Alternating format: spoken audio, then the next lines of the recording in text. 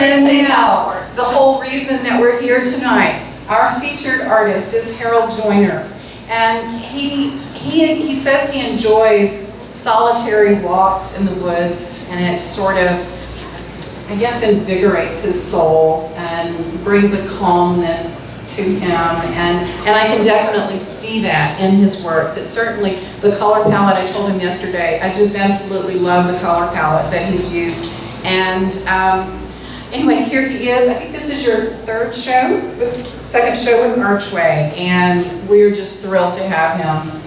Please tell us a little more about your body of work.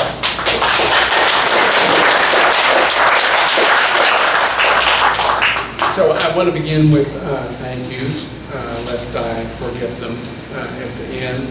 I wanted to thank my colleagues at Archway. It seems sometimes maybe like, what's putting on an art show? You just hang the paintings on the wall, turn the lights on.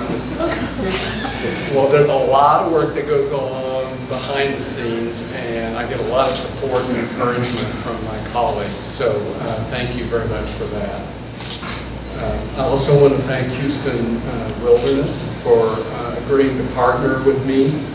I have been involved and associated with and members of many national organizations dedicated to preserving the natural wilderness and environmental issues for many years, but I did not know Houston Wilderness until recently.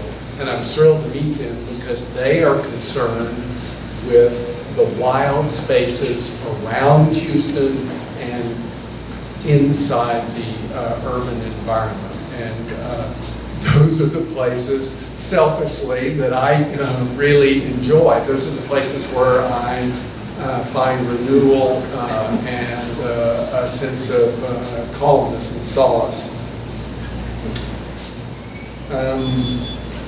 Also want to speak a little bit about my background. To tell you briefly, I'm an architect by profession. I practiced for 30 years, the last 10 years of which was in Saudi Arabia.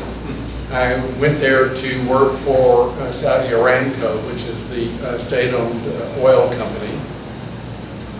I was like a client. I'm the person that the clients reported, that the consultants working for us reported to. Every big corporation has somebody like that. So when I came back to Houston, I just really felt like I wanted to do something different. And I think at that point, then my further background emerged. I was born and grew up in a small town in the high, flat, grassy plains of New Mexico. And we lived at the western edge of town. I mean, literally the paved road coming through the subdivision came to an abrupt stop. It just ended at our property line, and beyond that was just bald, grassy prairie as far as the eye could see. And not too far into that prairie there was a shallow arroyo where I played a lot, by myself sometimes, with friends in the neighborhood. And I developed a closeness to kind of sensory experience of being very close to the elements of the landscape that I kind of get in touch with again when I go back, when I take my walks in the woods around Houston. So there I was close to all the tall grasses and reeds and these giant sunflowers that grew up in this arroyo. And here, I'm walking amongst the trees, and I get that same sense of something, closing around me and embracing me. So let me finally say a few words about this particular show. When I got to thinking about what I wanted to do for the show, I thought, I really want to do color. I want a lot of color. as a painter, I really enjoy the act of mixing the colors and, experimenting, and what happened, if I put a little bit of this in here, and what happens if I put a little bit of this in here, and just experimenting and seeing what the result is, and also then as painting the landscape, when I'm painting the landscape, I'm not looking to exactly duplicate the color as it's seen to my eye in the space. I need to represent it in some way that takes it a step further. And so thinking that I wanted to do a lot of color, the obvious idea that pops into my head then is autumn.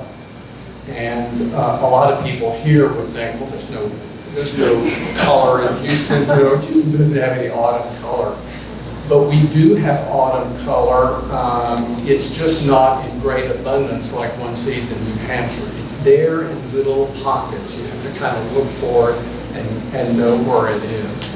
And strangely enough, it's also true that the winter landscape here provides a lot of opportunity for interpretation of the color that's there.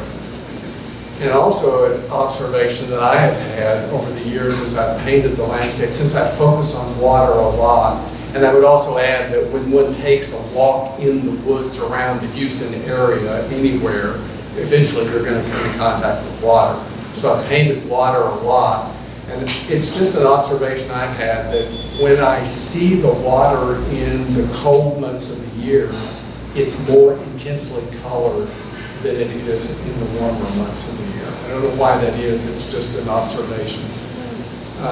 So that's how this body of work resulted. Sometimes when I step into the studio, I'm not there to paint any particular thing that I've seen, or I don't have subject matter that's at hand, but I still have the urge to paint, and so I just start painting with a blank canvas, drawing on my imagination, memory of something that I've seen, or just a vague memory, for example, of rocks and water together, floating around in my head.